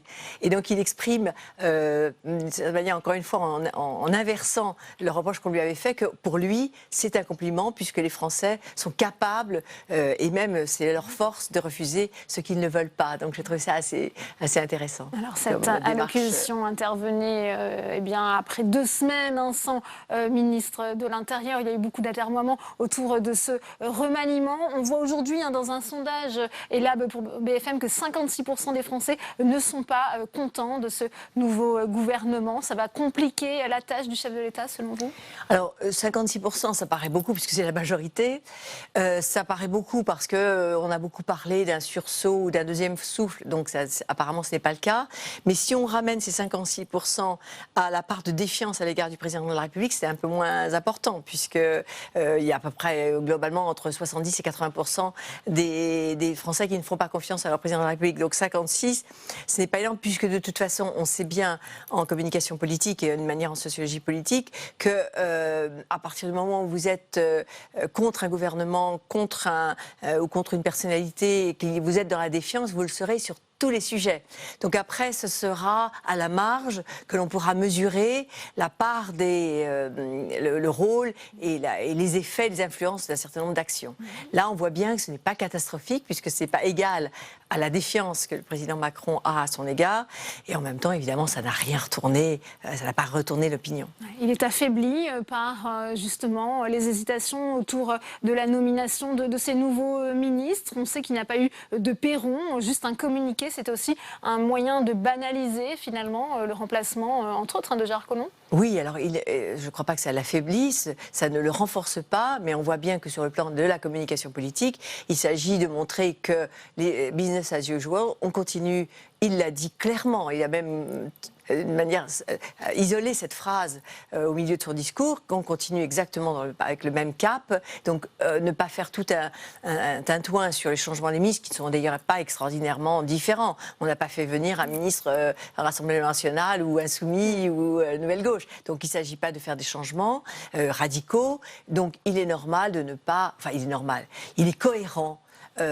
Étant donné l'ensemble de ce message, d'ailleurs depuis 15 jours, on minimise constamment et le remaniement et les gens qui vont être là. Et la seule phrase qui finalement a été presque pas très habile, c'est le fait de parler de deuxième souffle, puisqu'à partir du moment où tous les journalistes et tous les commentateurs sont partis de cette idée de deuxième souffle pour déplorer le fait qu'il n'y en ait pas. Eh bien, merci à vous Isabelle Véramasson d'être venue sur ce plateau pour votre éclairage. Dans le reste de l'actualité, au Sénat, Marie-Noëlle Lienemann rejoint donc le groupe communiste. Après avoir quitté le Parti socialiste, elle a renoncé à la vice-présidence du Sénat et ne siégera plus avec son groupe socialiste. Fabien Recker. 2 jours après avoir claqué la porte du PS, avec lequel elle se dit en désaccord total, Marie-Noëlle Lienemann quitte aussi le groupe socialiste au Sénat. Elle rejoint les communistes. À partir du moment où le premier secrétaire du PS, sur votre antenne, a dit pique-pendre sur moi-même, je pense qu'il était hors de question que je puisse rester dans une hypocrisie, non pas de mes collègues, pour une large part, je crois que nous restons des amis et des camarades, mais on sentait bien que cette cohabitation n'aurait pas eu de sens. La veille, Olivier Faure appelait la sénatrice de Paris à rendre son mandat au nom de la décence. Marie-Noëlle Lienemann n'a donc pas fait ce choix. Le patron du groupe PS ne cache pas son amertume. C'est une question de conscience. Marie-Noëlle Lienemann a été élue sur une liste socialiste. À l'époque, elle avait fait des pieds et des mains, comme souvent d'ailleurs le fait Marie-Noëlle Lienemann dans les questions électorales, pour être sur cette liste en une place éligible. Un peu plus tôt, à la réunion du groupe, les sénateurs PS n'étaient en tout cas pas au courant de la décision de Marie-Noëlle Lienemann, et pas tous sur la même ligne que leur patron Olivier Faure. C'est une question de décence, il a dit Olivier Faure hier, qu'elle rende son mandat. Disons que je ne partage pas ce point de vue-là. Je pense qu'elle fait du bon travail, donc à partir du moment où elle souhaite rester dans le groupe socialiste, elle a toute sa place. Une place qui est finalement à prendre. Marie-Noëlle Lienemann démissionnera aussi de son poste de vice-présidente du Sénat. La bataille pour sa succession au sein du groupe socialiste est donc lancée. François Hollande n'avait pas osé s'attaquer à la fusion métropole-département dans son Big Bang territorial. Très discrètement, Emmanuel Macron est en train de passer à la phase opérationnelle, ce qui inquiète les départements. Ils étaient réunis ce matin. Aurélien Romano. Les relations semblent s'être réchauffées entre les départements et le pouvoir. La nomination d'une ministre en charge des territoires, épaulée de 2 ministres délégués, ainsi que l'allocution du président de la République le soir du remaniement ont envoyé des signaux positifs. Le président du Sénat, qui venait clôturer les rencontres de l'ADF, ne s'y est pas trompé. Hier soir, en entendant le président de la République rendre hommage au maire, j'ai retrouvé des paroles que le matin même nous avions échangées sur le rôle et la place irremplaçable du maire. Ce qui ne veut pas dire que nous n'ayons pas des évolutions à faire, mais jamais en ignorant la réalité de la proximité. La proximité, c'est la commune et le département. Le département, organe de proximité, concurrencé par le développement des métropoles, c'était justement le thème de ces rencontres. Le président de l'ADF, un moment pressenti pour rentrer au gouvernement, reste sur ses gardes et attend des actes. À court terme, c'est naturellement comment on aide les départements les plus en difficulté à payer leurs charges sociales, alors que l'État est un mauvais payeur globalement. Comment l'État nous aide à gérer ce flot et ce flux qui s'est aggravé depuis l'été des mineurs non accompagnés. Et ça, ce sont des gestes sur lesquels le chef de l'État a indiqué hier que nous pourrions avoir des réponses dans un délai d'environ 3 semaines, c'est-à-dire juste avant notre congrès. Voilà, donc nous attendons maintenant la réalité du discours, mais je n'ai pas de raison de croire que ce discours n'était pas vrai. Le congrès de l'Assemblée des départements de France aura lieu le 7 novembre. Le gouvernement devra y venir avec de véritables propositions pour que les relations se réchauffent vraiment. Autre date clé pour la ministre des Territoires, le 20 novembre, avec le congrès des maires, eux aussi, très remontés envers l'exécutif. Et on ouvre tout de suite notre second débat dans Sénat 360 avec mes invités sur ce plateau. Olivier Landel, bonjour, merci d'être avec nous. Vous êtes délégué général de France Urbaine. Face à vous, Pierre Bédier, bonjour, merci d'être sur ce plateau. Président du conseil départemental des Yvelines. Et puis, j'accueille 2 sénateurs. Pierre Médevielle, bonjour. Vous êtes bonjour. Sénateur centriste de la Haute-Garonne. Et puis, Charles Guénet est également avec nous, sénateur LR de la Haute-Marne. Vous êtes en charge de la mission de contrôle budgétaire, justement sur les conséquences financières de la fusion métropole-département. On va en parler. Effectivement, première réaction peut-être, puisqu'on a vu malgré tout au lendemain du remaniement un climat qui commence peut-être un petit peu à se réchauffer entre les collectivités territoriales et l'exécutif. C'est ce que vous avez ressenti, Charles Guénet, avec la création de ce grand ministère dédié aux collectivités géré par Jacqueline Gourault. Oui, cependant on demande à voir, puisque bon, on a vu que dans cette affaire des métropoles, il y avait à la fois une question de fond, certes, mais il y a surtout une question de méthode, quoi. Je veux dire, il est difficile d'envisager ce genre de travail et de dossier avec une seule partie des partenaires, quoi. Je pense qu'il fallait mieux. Donc je pense qu'on est peut-être sur une meilleure voie. Voilà. Pierre Médevielle. Écoutez, oui, passer peut-être la stupeur et l'émotion des annonces. Bon, on a des réactions habituelles des maires. Moi, je viens d'un département sur lequel existe une fracture locale aujourd'hui avec 93% de la richesse autour de l'agglomération toulousaine. Donc, au niveau des ruraux, nous n'avons plus grand-chose à perdre. Et moi, je suis sur une position, bien sûr, attentiste, mais pas hostile au projet. Je crois que si on le fait en concertation, contrairement à ce qui s'est passé sur toutes les réformes territoriales depuis 2010, il n'y a pas de raison, nous, sur notre département, qu'on n'avait pas quelque chose de satisfaisant. Pierre Bédier, qu'est-ce qui vous inquiète, vous, dans cette fusion annoncée des métropoles et des départements ? Je pense que les grands perdants seront les territoires les plus pauvres et c'est pour moi la marque de ce quinquennat. Ça va mieux pour ceux pour qui ça va bien et ça va moins bien pour ceux pour qui ça va mal.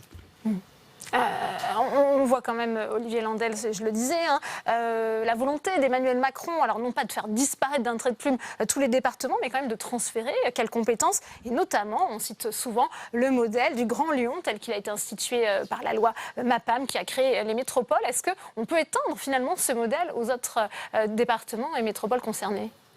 Alors déjà, lorsque les présidents de communautés urbaines, de grande agglomération, de grandes villes se réunissent depuis une vingtaine d'années sur ces sujets-là, ils font toujours ce constat d'une nécessité de mieux articuler des compétences environnementales, économiques et sociales. Le deuxième sujet qui est leur préoccupation permanente, c'est la conscience qu'ils ont une influence et qu'ils sont sous l'influence de territoires plus larges dont ils sont dépendants et qui dépendent aussi d'eux. Et lorsque des évolutions ont été faites et souhaitées, on a mis en place, par exemple, dès la loi de 2004, ce qu'on a appelé l'appel à compétences. La possibilité pour des zones urbaines de travailler en bonne intelligence avec le département et en transférant un certain nombre de compétences. Force est de constater qu'il ne s'est rien passé. La loi de 2010 qui a créé les métropoles, celle qui a créé les métropoles, on l'oublie souvent, c'est la loi de 2010. MAPTAM et NOTRe n'a été qu'un copier-coller de celle de 2010. La loi de 2010 qui a créé les métropoles, mais que seule Nice a utilisé pour devenir métropole, prévoyait déjà un système de transfert de charges de transfert de compétences, entre départements et métropoles. Qui dit compétences dit souvent charge, Olivier Landel. Et de charges, évidemment, etc. Et ensuite, il y a effectivement eu un cas particulier, mais pas que un cas particulier. Il y a eu le cas particulier de Paris, qui reste particulier, Marseille qui a été traité de façon particulière, et Lyon également. Et nous, on évite de dire que c'est l'exemple lyonnais. de dire le modèle lyonnais, pardon, on dit que c'est un exemple. Parce que ce que nous pensons depuis des années, c'est que ce qui marche à Lyon, marche à Lyon. Ce qui marche à Lille, marche à Lille. Mais c'est pas parce que ce qui marche à Lyon que forcément ça marche à Nantes ou à Nancy ou à Toulouse. Et donc il faut regarder à chaque fois au cas par cas quelle est la bonne façon, le bon modèle pour aboutir à la fois à mieux articuler les compétences sociales, environnementales et économiques, et également à renforcer l'alliance des territoires. C'est-à-dire faire en sorte que les territoires travaillent entre eux à la diffusion de la richesse qui n'est pas naturelle. Il n'y a pas de ruissellement naturel entre des zones de richesse et des zones de pauvreté. Pas de péréquation, c'est ce que vous nous dites. C'est pas naturel, il faut qu'elle soit active. Charles Guéné. Oui, je crois que dans ce dossier, il faut reprendre les fondamentaux du départ. Je crois que, bon, en France, on a imaginé des tas de collectivités, on le voit très bien, et finalement, en matière de métropole, on s'est dit, il faut effectivement faire des métropoles d'équilibre, de niveau mondial, voire européen. Et bon, en fait, tout le monde sait qu'en France, il y en a 7 ou 8, quoi. Et on en a fait 21 ou 22 22. Bon. Donc, en fait, ce que le président Macron a voulu faire, en disant il faut qu'on retourne un peu à la case de départ et qu'on refasse ces 7-8 métropoles qui seules. Bon, alors, le problème, nous, on comprend le dossier. Je pense qu'il y a une erreur au départ de n'appeler que éventuellement il fallait peut-être appeler les départements autour de la table pour en parler, je crois. Je crois qu'ils étaient au courant. Quand même. Notre travail, ça va être de regarder. Bon, il y a un exemple qui existe. Bon, c'est Lyon. Alors, je pense qu'il est quand même l'heure. Alors, c'est vrai qu'il y a déjà eu beaucoup de travaux de fait, mais de regarder ce qui a effectivement été fait, ce qui marche pas, voir comment les acteurs réagissent, et ensuite de voir, le cas échéant, comment ça peut se dupliquer ou pas se dupliquer, ou si quelque part, il n'y a pas un autre type d'outils, peut-être qu'il existe des outils tout simples qui permettent d'arriver aux objectifs qui étaient évoqués par mon collègue tout à l'heure. Oui. Pierre Devielle. Oui, je pense qu'il faut accueillir ce soir avec beaucoup d'intérêt tout ce qui va dans le sens de la simplification. Aujourd'hui, bon, on va pas revenir sur notre millefeuille administratif.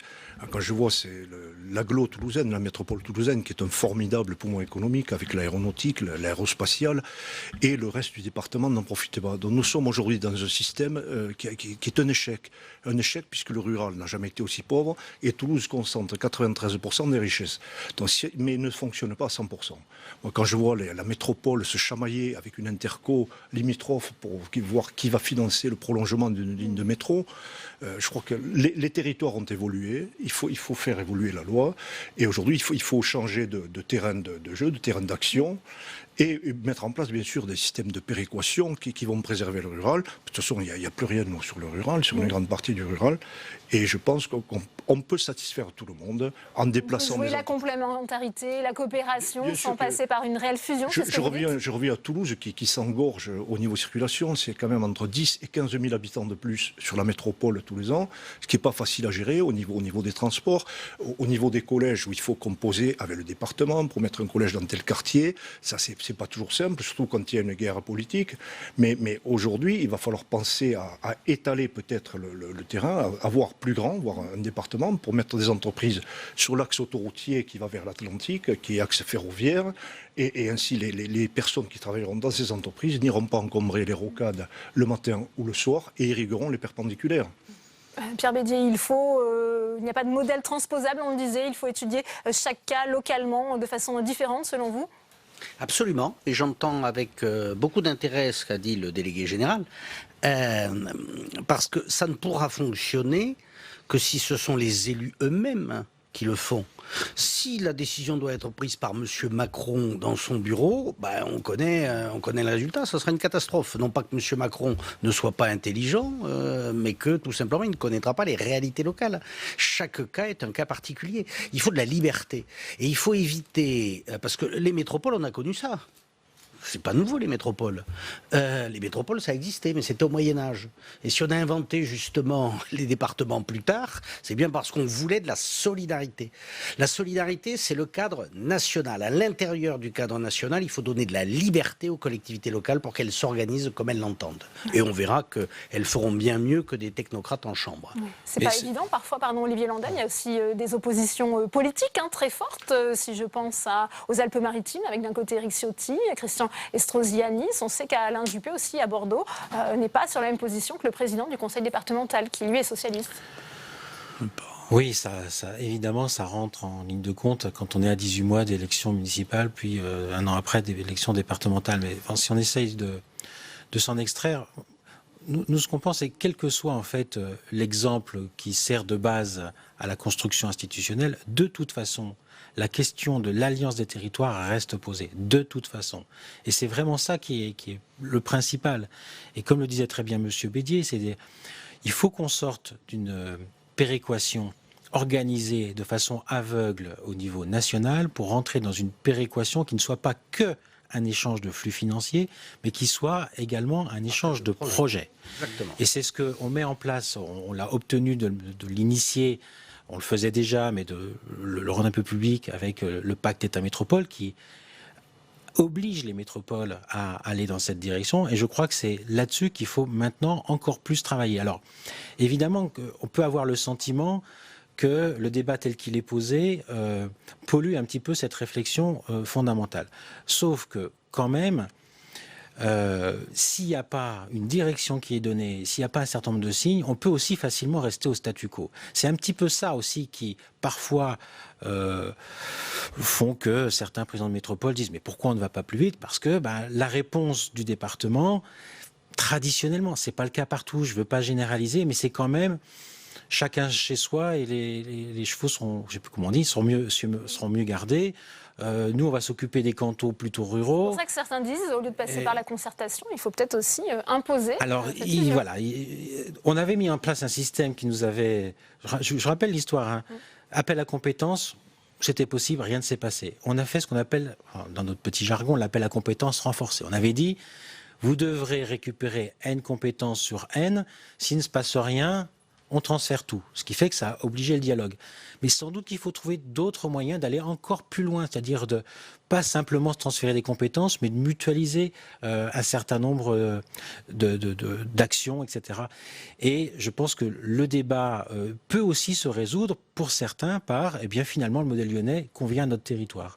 Pour d'autres, c'est le cas de Nantes qui l'a exprimé très clairement, puisqu'elle avait été, la présidente de la métropole de Nantes avait été également sollicitée pour voir si elle voulait aller plus loin et utiliser l'exemple lyonnais comme point de départ. Elle a dit non, dans ma configuration, où je travaille très bien avec Saint-Nazaire, qui est un pôle important, je pense qu'on doit plutôt développer ce modèle-là. Donc il faut qu'on ait en catalogue un certain nombre de modèles possibles. Justement, je le disais, le Sénat va travailler justement lors de cette mission de contrôle budgétaire sur les conséquences financières d'une fusion des métropoles avec leur département. Comment allez-vous travailler, Charles Guené ? Eh bien, je pense pour votre sujet, votre question, qui demandait si c'était un clivage politique, je ne pense pas que ce soit du tout un clivage politique. Je crois que ça met en évidence la diversité de la France et son côté asymétrique. Ça peut rester quand même sensible localement, cette question. Mais ça s'inverse d'une période à l'autre. Je pense qu'il faut se dire qu'on a vraiment besoin, dans cette asymétrie, d'avoir des gens qui se mettent face à face et qui regardent. Alors nous, ce qu'on va regarder, effectivement, pour en revenir à votre question initiale, c'est effectivement ce qui s'est passé à Lyon et dans ce qu'en pensent les acteurs, parce que je pense que c'est important, justement, on parle des hommes et des femmes qui sont sur le terrain, il faut qu'on sache comment ils ont vécu ça, quels sont les inconvénients, les avantages, et puis aller voir ceux qui ont été quelque part pressentis pour le faire, parce que je pense qu'ils ont déjà fait un peu la démarche qu'on est en train de faire, et ils ont leur avis sur la question. Parce que je pense qu'au fond, cela a été dit, on parle de Toulouse qui gagne 15 000 habitants par an. Je suis en Haute-Marne, on en perd 1500 par an. Donc les problématiques sont complètement différentes. Et ça repose globalement, comme cela vient d'être évoqué, les nouvelles règles qu'on va mettre en place pour la fiscalité, et on travaille aussi pour la partie loi de finances qui est prévue pour l'année prochaine, où probablement il va falloir regarder comment on peut à la fois partager la ressource et de manière équitable, et peut-être selon de nouveaux schémas, parce que je veux dire, les schémas actuels qui ont été conçus il y a un demi-siècle ne sont pas nécessairement transposable encore. Pierre Médevielle et ensuite Pierre Médier.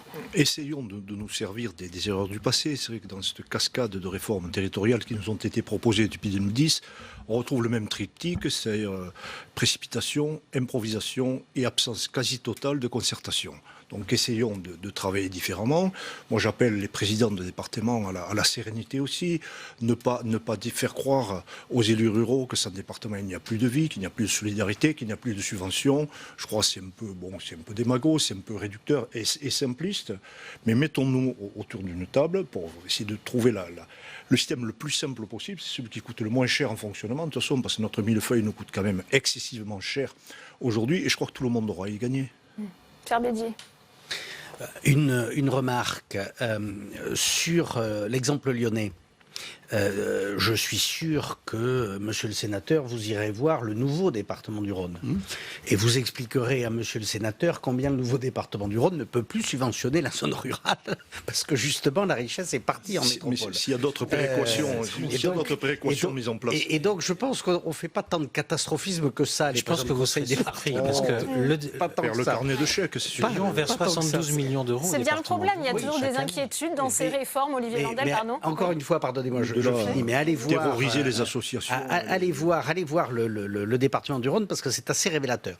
Deuxième chose que je souhaite dire, mais ça fait référence aux échanges qu'on a eu auparavant, sur la politisation. La politisation, c'est la politisation au service des territoires. Et je vois, nous, en Ile-de-France, où justement on veut faire de la péréquation, on veut faire de la péréquation volontaire, ce qu'on appelle la péréquation horizontale. Les 7 départements, et j'espère bientôt la ville de Paris, vont se mettre d'accord, et nos étiquettes politiques ne sont pas les mêmes. Il va bien falloir que moi, élu d'un département de droite, j'explique aux concitoyens de ce département qui sont et des contribuables et des électeurs qu'ils vont financer un département de gauche, qui est la Seine-Saint-Denis.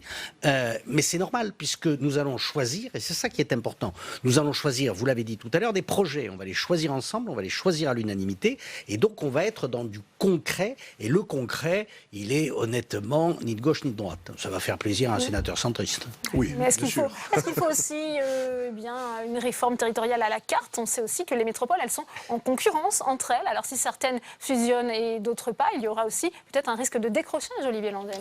Ce que dit M. Juppé d'ailleurs. Les métropoles, elles sont aussi en concurrence avec des métropoles européennes, et aussi, il y a nécessairement à la fois cette concurrence qui est naturelle, et comme le dit M. Bédier, il y a aussi une France qui est une et qui doit répartir la richesse équitablement sur des territoires qui sont moins dotés, quoi. La question de ce risque de décrochage, c'est vrai qu'il y a un côté, honnêtement, il y a un côté symbolique dans le fait d'avoir créé des métropoles. Du coup, on crée une première catégorie. On avait les communautés urbaines avant, qui était la première catégorie. On crée les métropoles. Paf, du coup, les communautés urbaines se sentent en deuxième catégorie. Ils disent, je veux passer en première catégorie. Bon. Ce côté symbolique, il est réel, mais il est également lié peut-être à l'idée que, du coup, l'État et d'autres acteurs auraient des comportements différenciés selon qu'ils s'adressent à une structure qui s'appelle métropole, ou plutôt une structure qui s'appelle communauté urbaine, ou une structure qui s'appelle communauté d'agglomération. Je ne suis pas si sûr que ça, en fait, que les politiques nationales, enfin en tout cas nous on n'en a pas la démonstration pour l'instant, ciblent de façon particulière des aides particulières aux métropoles. J'aurais même plutôt tendance à dire que c'est plutôt le contraire, en fait. Bon. Donc il y a cette notion-là. Mais ce qui compte, en fait, le plus, me semble-t-il, c'est la façon dont chaque territoire organise sa relation interterritoriale au niveau horizontal et sa relation au département et à la région. Et finalement, les outils qu'on invente, pour l'instant, pour les territoires les plus denses, sont aussi les outils que demain d'autres territoires moins denses, avec moins de population regroupée, peut-être auront utilité à utiliser également. Donc quelque part, il y a une sorte de dynamique où quelques-uns inventent un nouveau modèle, d'autres se disent tiens, ça m'intéresse, etc. Mais vous voyez, une sorte de permanence de l'évolution. Ce qu'on pense de façon très claire, c'est que de toute façon, à un moment donné, il faut admettre qu'il puisse y avoir des organisations qui soient différentes d'un bout à l'autre de la France. Et c'est sans doute ça qui permet justement d'avoir plus d'équité. Contrairement à ce qu'on a longtemps pensé, c'est en passant par des organisations différentes qu'on va pouvoir mieux réguler les choses. Merci à vous Olivier Landel, merci Charles Guénet, merci Pierre Médevielle, merci à vous Pierre Bédier. On rappelle que vos travaux seront rendus au premier trimestre 2019. Vous le savez, le Sénat a refusé la création d'une commission d'enquête parlementaire sur les crimes pédophiles dans l'Église catholique. On retrouve Tam Tranui avec le président du groupe centriste, le sénateur de Haute-Seine, Hervé Marseille. Il s'explique justement sur ce vote de la commission des lois. C'est un vote pour ou contre l'organisation de cette commission d'enquête sur la pédophilie dans l'Église. Vous, personnellement, êtes contre. Pourquoi avoir demandé ce vote ? Non, il y a d'abord eu un vote sur l'irrecevabilité de la demande socialiste. Le garde des Sceaux a répondu au président du Sénat, comme le veut la procédure, pour dire il y a des enquêtes judiciaires en cours, donc au vu de cela, le président Bas a dit on ne peut pas recevoir cette demande et donc on va voter sur la recevabilité. C'est une chose. Vous passez outre l'avis du garde des Sceaux sur l'organisation de cette commission d'enquête. On peut faire tout ce qu'on veut, mais il y a un truc qui s'appelle la séparation des pouvoirs et donc à partir du moment où il y a des procédures judiciaires en cours, ça n'était pas possible. En revanche, il a été proposé la création d'une mission commune d'information à 3 commissions du Sénat, commission des lois, la commission de la culture et la commission de l'éducation et des affaires sociales. Et c'est là-dessus que nous avons demandé un vote, puisque les socialistes ne voulaient pas qu'on vote. Ils voulaient bien qu'on vote sur leur demande, mais ils ne voulaient pas qu'on vote sur une autre demande pour des motifs de procédure, en disant c'est pas prévu, c'est pas dans l'ordre du jour, c'est pas ceci, c'est pas cela. Et nous avons dit, il y a une conférence des présidents ce soir, le président Bas se propose comme alternative de proposer cette mission, eh bien, votons pour soutenir le président Bas. Est-ce que vous craignez que l'opposition du Sénat à la commission d'enquête sur la pédophilie dans l'Église soit interprétée comme une volonté de protéger l'Église ? On pourrait aussi dire que les socialistes veulent à tout prix attaquer l'Église. Tout ça est ridicule. Le problème, c'est qu'on ne peut pas limiter ces faits terribles à la seule Église catholique. Il y a des problèmes dans l'Église catholique, c'est évident, on en parle. Il faut que l'Église avance sur ces sujets-là. La justice est saisie au demeurant, mais ces faits-là n'existent pas que dans l'Église. Ils existent également dans les associations, dans le sport, dans le scoutisme, dans l'éducation nationale, dont on parle peu. Donc nous, notre souci, et c'est ce que nous avons dit avec Philippe Bas, c'est qu'il faut élargir le spectre, il faut qu'on puisse étudier l'ensemble de ces difficultés, de ces dérives terribles, mais qu'on examine l'ensemble des endroits où ça peut se passer. Et pourquoi limiter ça à la seule Église catholique ? C'est la question que nous avons posée. Et d'un point de vue procédural, il n'était pas possible de répondre à la demande des socialistes. C'est la raison pour laquelle je pense que la proposition de Philippe Bas était une bonne proposition et va permettre d'étendre le champ de l'action du Sénat.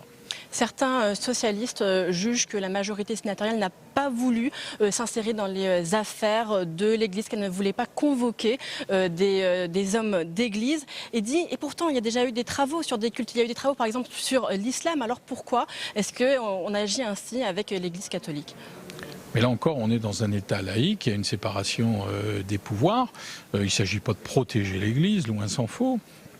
Mais inversement, on pourrait dire pourquoi les socialistes veulent à tout prix s'en prendre à l'Église et à elle seule. Je veux dire, comme par hasard, on ne parle pas d'éducation nationale.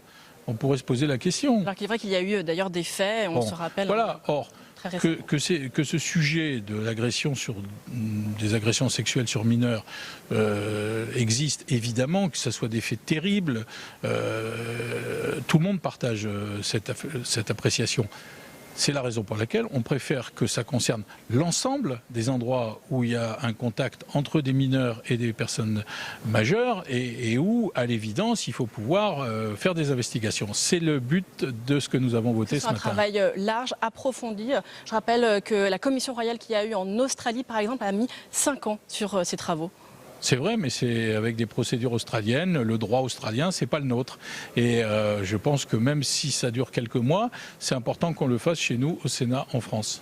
Bien, merci beaucoup Hervé Marseille d'avoir répondu à mes questions.